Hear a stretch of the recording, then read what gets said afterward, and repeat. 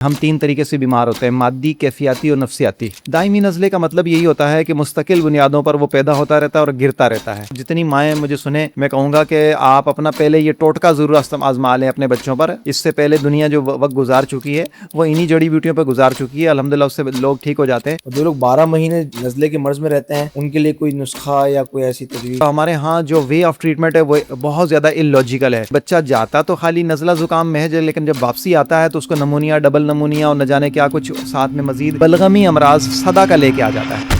اچھا حکیم صاحب، مجھے یہ بتائیے گا کہ نزلہ کیا شے ہے اور اس کے اسباب کیا کیا ہیں؟ اور نارملی سردیوں میں زیادہ تر نزلہ ہو جاتا ہے لوگوں کو، تو اس کی کیا وجہ ہے؟ دیکھیے، نزلہ جو ہے اس کے لغوی معنی ہے بہنا، نازل ہونا، گرنا۔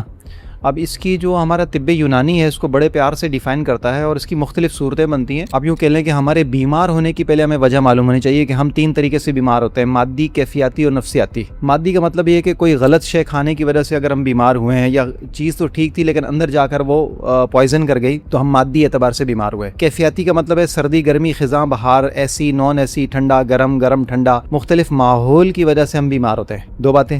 تیسری نفسیاتی، اچانک جو ہے وہ کوئی غم، کوئی دکھ، کوئی تکلیف، کسی حادثے نے جو ہے وہ ہمارے دماغ پر اثر کیا تو ہم بیمار ہو گئے۔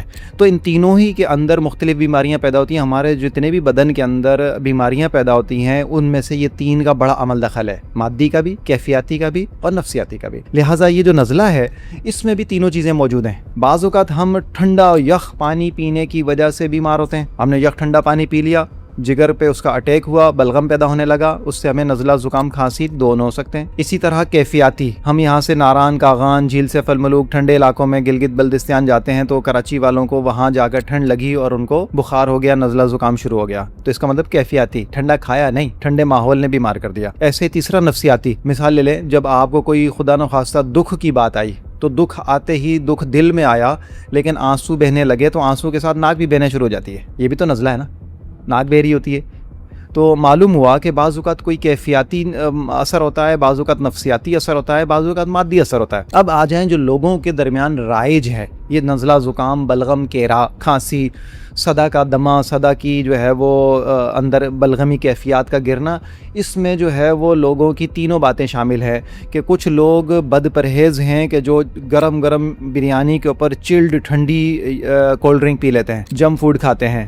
بلغمی اشیاء کا کثرت استعمال ہے، مثلا فریج کا آئٹم جو ہے، پچھلے زمانوں میں مارکیٹ کے اندر جو ہے وہ برف نہیں بیچتے تھے لوگ اور برف پر پابندی تھی، لیکن آج گھر گھر میں فریج آ گیا، گھر گھر کے اندر برف آ گئی، تو اس برف کی کثرت استعمال، ٹھنڈی چیزوں کا کثرت استعمال نے بدن کے اندر بیماریاں پیدا کی۔ اب بلغم پیدا کہاں ہوتا ہے؟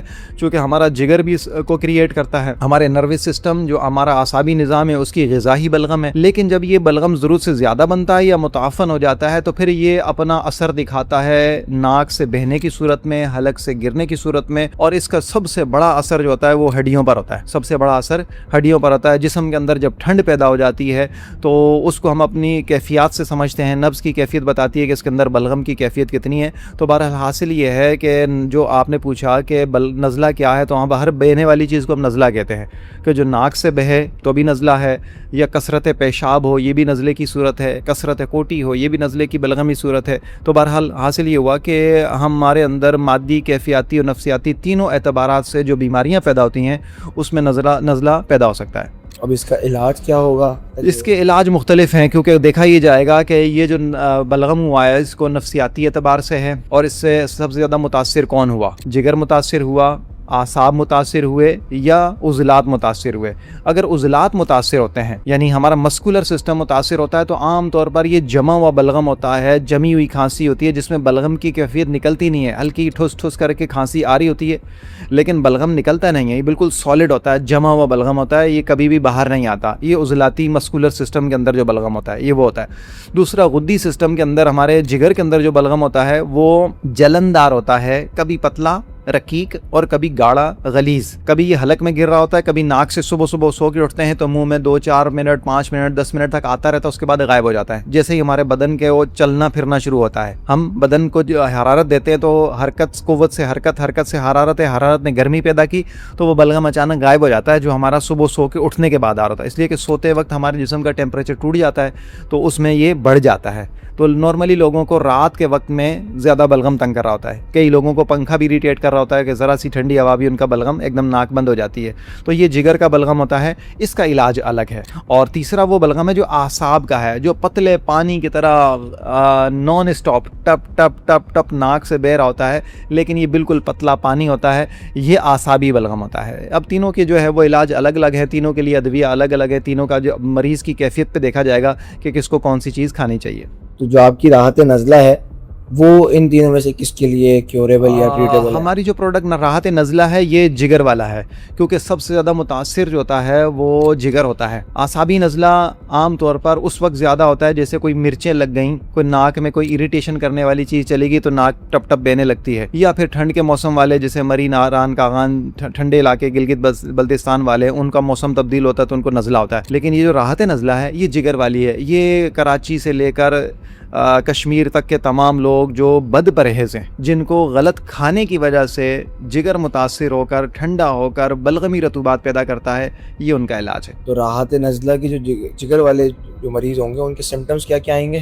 ان کے سمپٹمز یہ ہوں گے کہ ان کے حلق میں کیرا صبح سو کے اٹھیں گے تو حلق میں گر رہا ہوگا. اکثر ان کے گلے میں خراش رہے گی, ان کو تھوک نگلتے ہوئے گلے میں درد کی کیفیت ہوگی, بدن کے اوپر میٹھی میٹھی خارش کی کیفیت, الرجی کی کیفیت بھی ہو سکتی ہے, سر بھاری ہو سکتا ہے, اسپیشلی سیدھی یا الٹی آنکھ دونوں میں کسی میں سرخی بھی آ سکتی ہے, کانوں میں سے کوئی ایک کان بند یا ٹک ٹک کی آواز یا بھاری پن ہو سکتا ہے. اسی طرح پوٹی بھی جھاگدار بلغمی آ سکتی ہے, اور پیشاب کے اندر جن کو جلن کی کیفیت ہوتی ہے. یہ ساری بلغم کی, جگر کے بلغم کی علامات ہیں کہ جس میں پوٹی متعفن جلندار, پسینہ متعفن جلندار اور تھوک جو ہے وہ متعفن جلندار, یہ سب غدی بلغم کی علامتیں ہیں. تو یہی دائمی نزلہ بھی کیا جاتا ہے؟ دائمی نزلے کا مطلب یہی ہوتا ہے کہ مستقل بنیادوں پر وہ پیدا ہوتا رہتا ہے اور گرتا رہتا ہے. چونکہ ہمارے یہاں پر ہمارے سائنس کے بہت سارے سینسیٹیو پارٹ آف باڈی اللہ تعالیٰ نے رکھے ہیں, اس لیے ہمیں یہاں زیادہ محسوس ہوتا ہے, ورنہ بلغم تو پورے بدن کے اندر موجود ہوتا ہے, ہمارے سارے خلیوں کے اندر ہوتا ہے. مطلب میرا پوائنٹ یہ ہے کہ یہ جو 3 آپ نے اقسام بتائی ہیں بلغم کی, تو یہ جگر والا ہے, یہ مینلی دائمی نزلے کو کھلائیں گے. دائمی نزلہ تینوں میں ہو سکتا ہے, مطلب اعصاب میں بھی ہو سکتا ہے, غدد میں بھی ہو سکتا ہے. جس طرح دمے کی قسمیں ہیں تو دمہ جو ہے عضلاتی بھی ہوتا ہے, غدی بھی ہوتا ہے اور اعصابی بھی ہوتا ہے. اس طرح کھانسی جو ہے وہ دائمی طور پر تینوں میں ہو سکتی ہے, لیکن سب سے زیادہ خطرناک جو کیفیت ہے وہ عضلاتی کی ہوتی ہے کہ وہ نکلتا نہیں ہے. اس کے لیے ایک لانگ ٹرم جو ہے وہ علاج کی ضرورت ہوتی ہے. یہ جو غدی ہوتا ہے یہ ہمارے کھائے پیے کا اس کا سب سے زیادہ اثر ہوتا ہے, کیونکہ اس میں میدا اور جگر سب سے زیادہ ملوث ہوتا ہے. جو لوگ 12 مہینے جگر اس پہ نزلے کے مرض میں رہتے ہیں ان کے لیے کوئی نسخہ یا کوئی ایسی تجویز؟ یہ تو مریض کی کیفیت دیکھنے کے بعد اندازہ ہوگا کہ ان کو کیا دوا تجویز کی جائے, کہ ان کے اندر جو بلغم ہے یا دمہ ہے یا کھانسی ہے یا کیرے کی کیفیت ہے یا مستقل بنیادوں پر ان پہ جو اثرات ہیں وہ کس کے ہیں. لیکن میرا ذاتی تجربہ یہ ہے کہ جتنے بھی وائرل بخار, وائرل نزلہ زکام جو موسمی اثرات کی تبدیلیوں سے آتا ہے وہ عام طور پر غدی ہوتا ہے, یعنی جگر کے سبب سے ہوتا ہے.